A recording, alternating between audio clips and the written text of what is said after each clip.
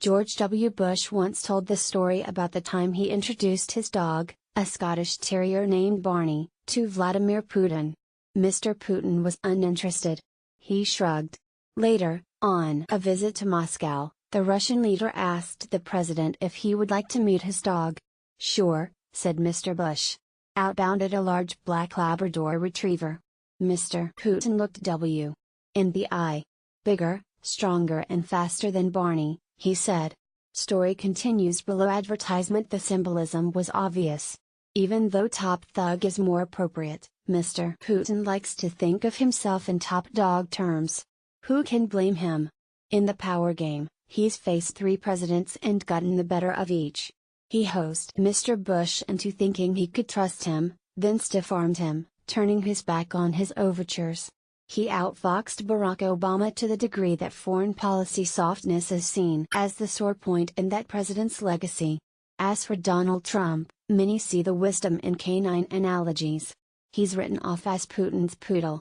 History books won't find a Russian leader who has dominated and deceived U.S. presidents to the degree this cold-blooded oppressor has.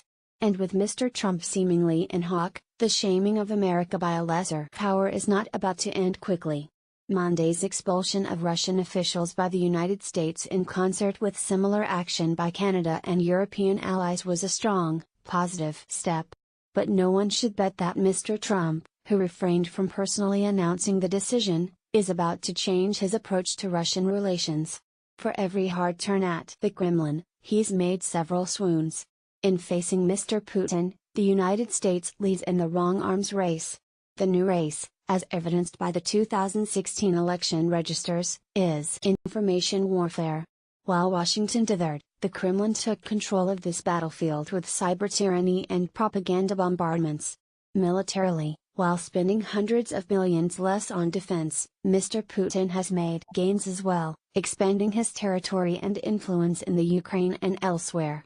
All 3 U.S. presidents made the mistake of thinking they could work with the ex-KGB bully and bring him on board.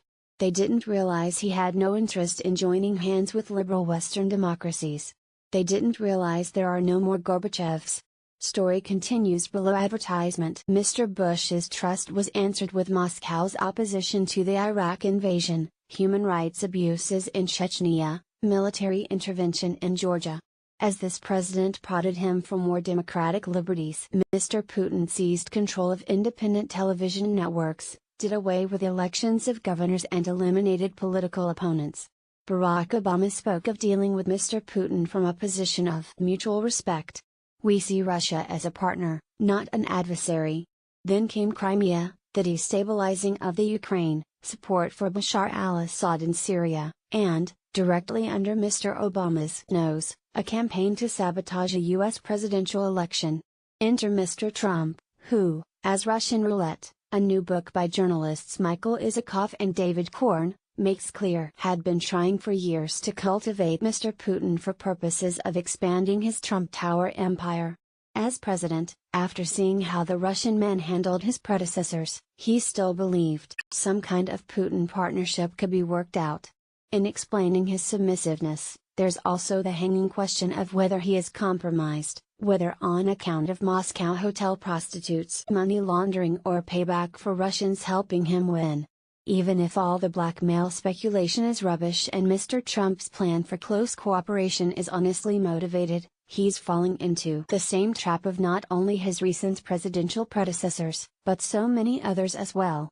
For the longest time, Franklin Roosevelt had faith he could work well with Joseph Stalin. "He won't try to annex anything," FDR said of him. After the tyrant's death, Dwight Eisenhower was hopeful of harmonious relations with the Soviets. Didn't happen. Same with John F. Kennedy, until Nikita Khrushchev boxed him around at a 1961 summit in Vienna. Jimmy Carter was dovish until Soviet expansionism taught him a lesson. Story continues below. Advertisement. Mr. Putin is an old-school authoritarian. He's entrenched. He has no designs on friendship with the West.